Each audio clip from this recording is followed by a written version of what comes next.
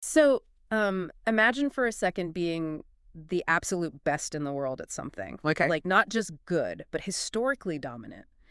You've finally mastered your craft, you're shattering these century-old records, and you are literally the highest paid person in your entire industry. Right, living the dream. Yeah. Exactly. And then right at the absolute peak of your powers, at just 30 years old, you walk away forever. Yeah, it is it's the ultimate mic drop, honestly. It really is. And it goes against every single instinct we usually see in high performers. We're so conditioned to watch public figures or like politicians and athletes just cling to the spotlight. Oh, yeah, playing until they literally can't anymore. Right, playing until their bodies or their skills just completely give out. So to choose to leave when nobody on earth can cheat you, I mean, that requires a level of self-awareness that is incredibly rare. Which is exactly why today's deep dive is about Sanford Braun, who history knows as Sandy Koufax. The left arm of God. Yes, the left arm of God. And, we're pulling from a ton of extensive biographical sources today about this baseball legend. But I have to say, this story honestly goes so far beyond sports. Oh, absolutely. It's a study in human limits, really. It's about cultural identity, the mechanics of physical mastery, and just sheer force of will. Yeah. So our mission today, for you listening, is to figure out how a kid from Brooklyn who vastly preferred basketball somehow became the most dominant pitcher in history. Still crazy to me. I know, right? We're going to explore the literal physics of his pitching, how he played through agonizing, career-threatening pain to become this cultural icon, and basically what we can learn from a man who knew exactly when to say enough. Let's get into it. Okay, let's unpack this. So to really understand Koufax, we have to start with the frankly bizarre reality of his early life, which is he didn't even want to be a baseball player. Yeah, he was a hoops guy. A total basketball guy. Right. He was born to a Jewish family in Brooklyn, and his first love was basketball. In high school, he was the captain of the team, and he actually, this is great, he made newspaper headlines because he dunked twice on New York Knicks star Harry Gallatin. In an exhibition game, right? Yeah, he was a serious talent on the court. He really was. And he ends up going to the University of Cincinnati on a basketball scholarship. And the funny thing is, his plan wasn't even to go pro in sports. Right, he wanted to be an architect. Exactly. His intention was to study architecture. He was just this liberal arts major who happened to be deeply naturally athletic. And the only reason he ended up on the college baseball team is almost comical. It's so random. It really is. So he overheard the baseball coach, Ed Jucker, talking about planning a road trip to New Orleans for the team. And Koufax, he basically just wanted a free trip to New Orleans. I mean, college kid, makes sense. Yeah. Right. So he just walks up to the coach and goes, I'm a pitcher. And he tries out, makes the team. And suddenly all these scouts are noticing that this kid has an absolute cannon attached to his left shoulder. Which leads directly to the Brooklyn Dodgers, signing him in 1954. And his father actually negotiated a $14,000 signing bonus for him. 14 grand. Yeah, which was a lot back then. But that bonus amount is crucial to the story because of this weird mechanical quirk in Major League Baseball at the time, which was called the bonus rule. Okay, so the way I understand this rule, the league put it in place to stop the wealthy teams like the Dodgers and the Yankees from just hoarding all the best young talent down in the minor leagues. Precisely. So if a team gave a kid a bonus over $4,000, that player was legally required to stay on the Major League 25-man active roster for 2 full seasons. Right, so they couldn't send him down to the farm system to actually learn his craft.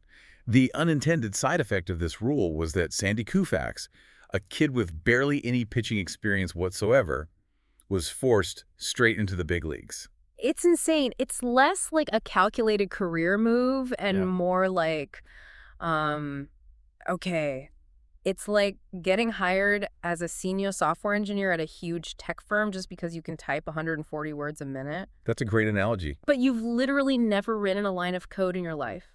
You have the raw physical tool, but zero understanding of the underlying mechanics. That captures the absurdity of it perfectly. Yeah. Because he had this blazing fastball, right?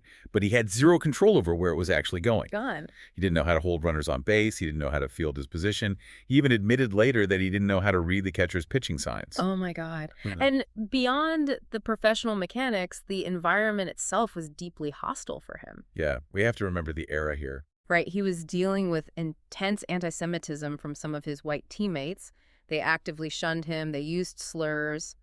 But the sources note a really poignant detail here. Yeah, the veterans who stepped up. Exactly. His black teammates, absolute legends like Jackie Robinson, Roy Campanella, and Don Newcombe, who obviously knew exactly what it was like to be marginalized in that clubhouse, they actively rallied around him.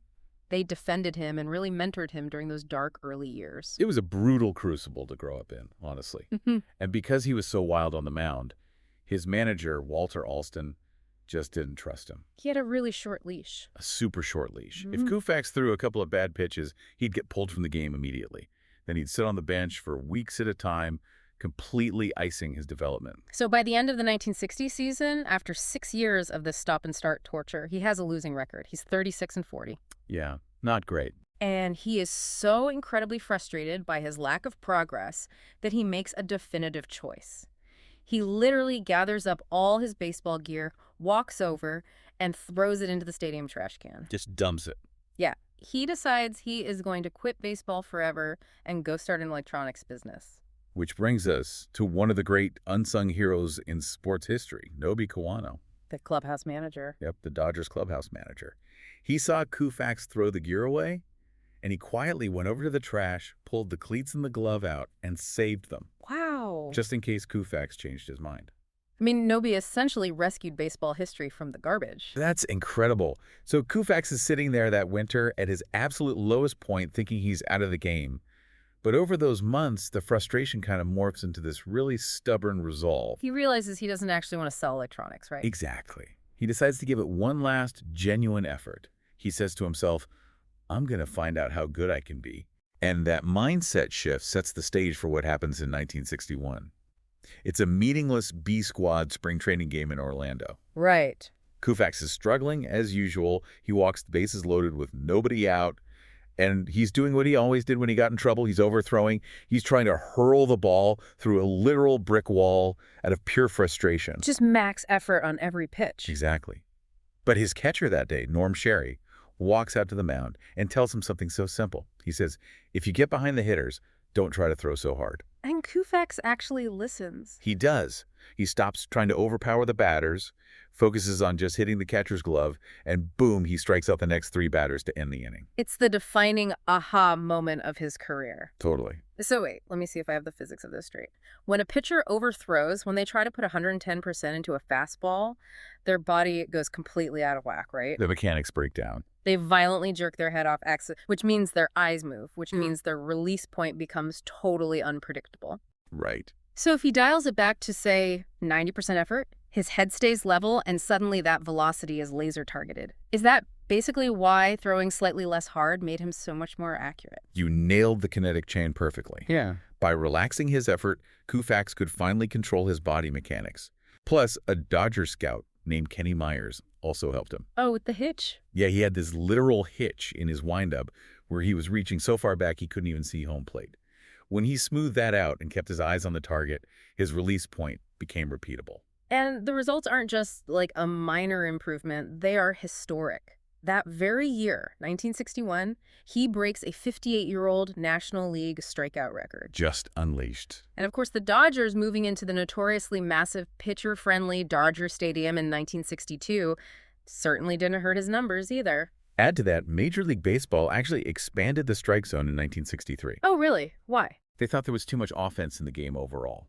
So right as Koufax completely masters his control, the league literally gives him a bigger target to hit.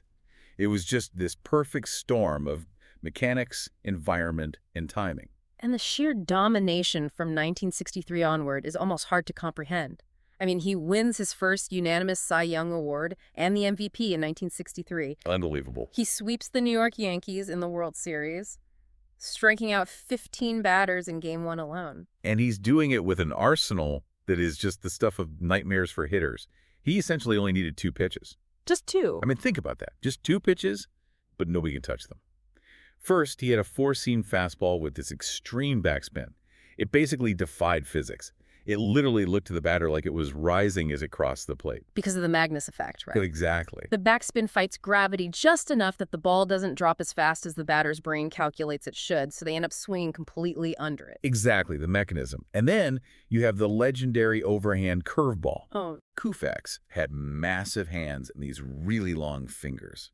Because of his straight over-the-top delivery, he could violently snap his wrist and spin the ball with his middle finger in a way that put immense topspin on it. And it would just drop off a table. Yeah, that ball would drop vertically anywhere from 12 to 24 inches.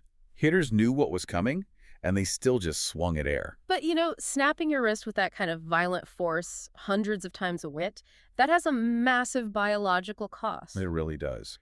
And this is where the story turns incredibly physical and honestly painful.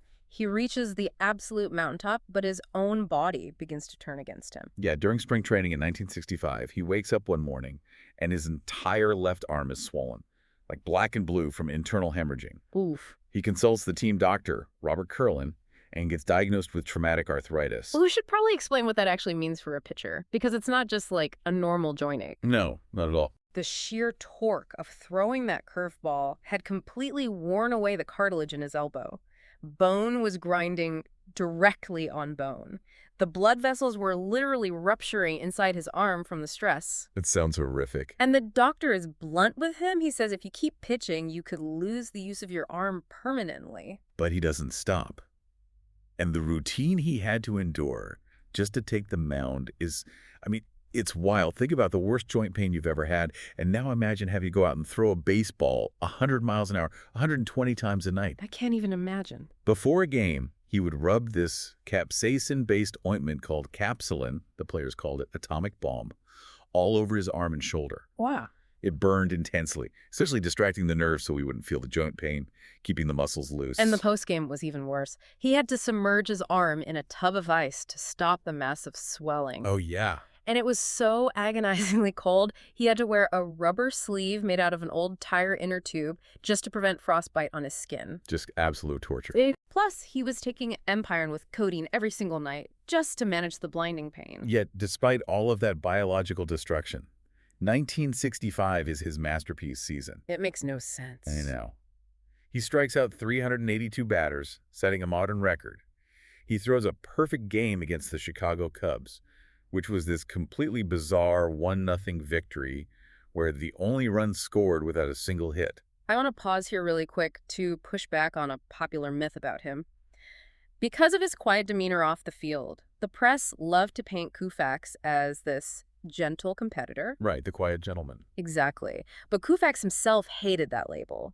He once explicitly said, the art of pitching is instilling fear. He was fierce. He really was. He wasn't a malicious headhunter, but he absolutely was not afraid to throw a 95-mile-an-hour fastball right at a batter's chin if he needed to protect the inside of the plate. He was an absolute warrior on the mound, which makes the juxtaposition of his actions in the 1965 World Series so profound. Yeah, this is huge. This is the moment that cemented him as an American cultural icon. Game 1 of the World Series against the Minnesota Twins happens to fall on Yom Kippur, the holiest day of the Jewish calendar.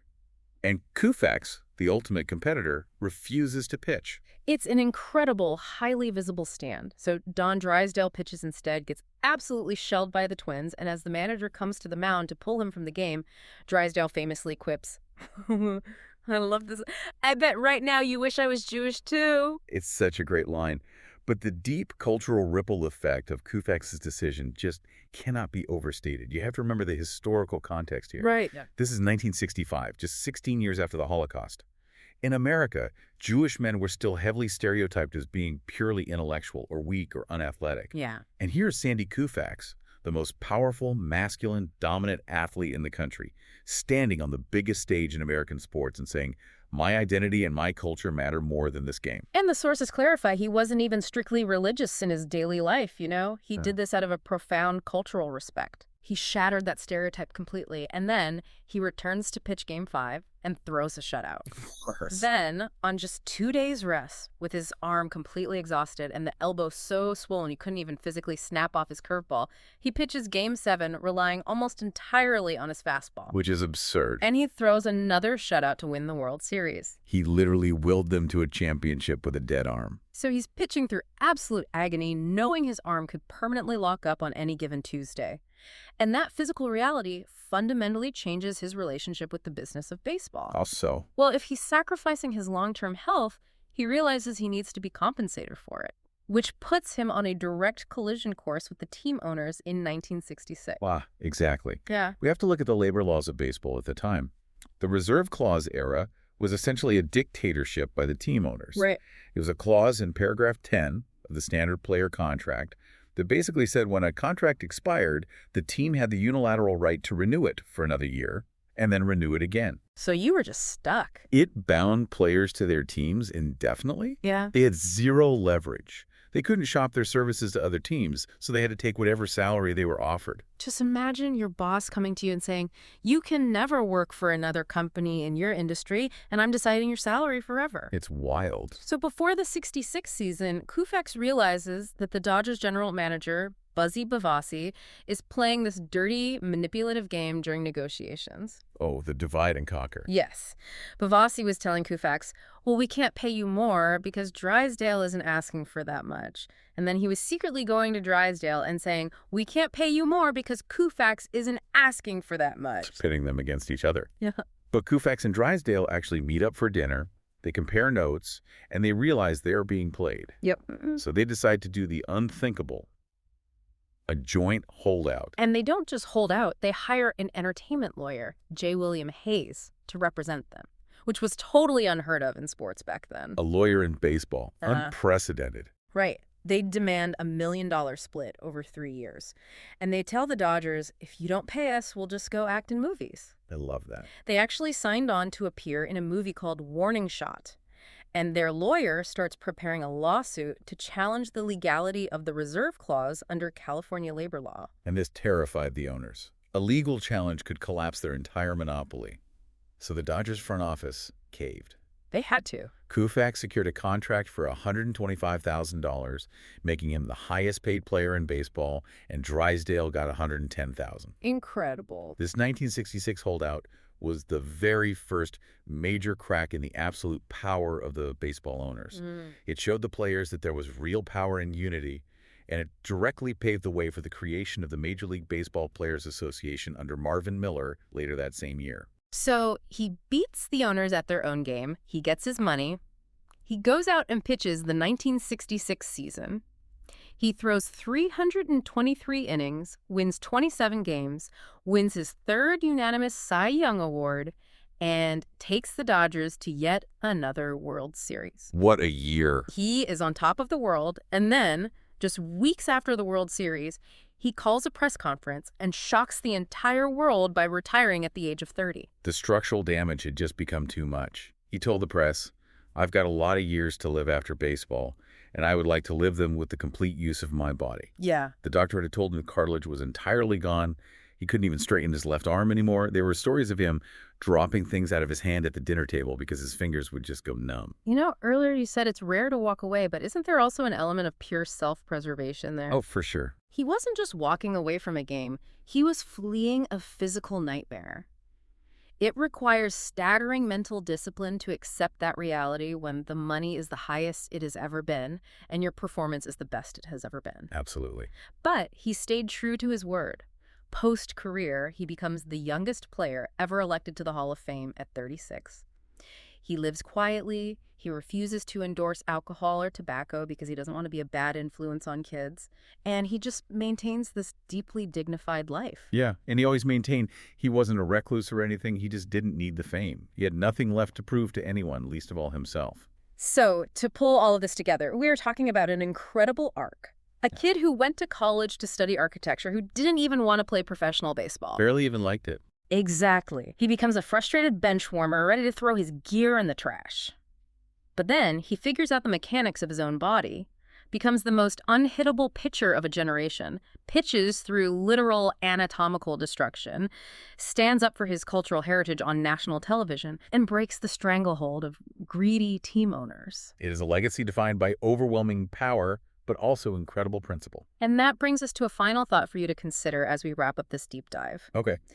When you look at Sandy Koufax, his legacy is defined just as much by what he didn't do as what he did. That's a good point. He didn't pitch on Yom Kippur, he didn't sell out to alcohol or tobacco companies, and crucially, he didn't pitch past the age of 30. Right.